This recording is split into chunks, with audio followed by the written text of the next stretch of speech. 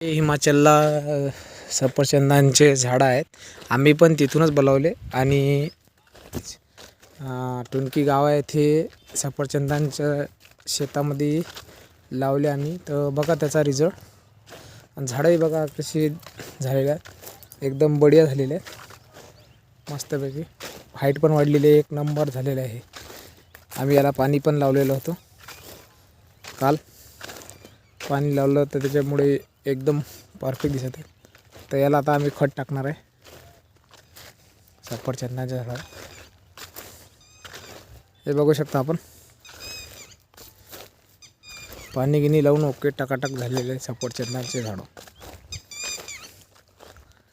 हे बघा ठिबकनुसार लावलेलं आहे ते.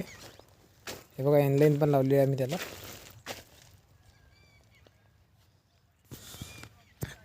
हे बघू शकता आपण.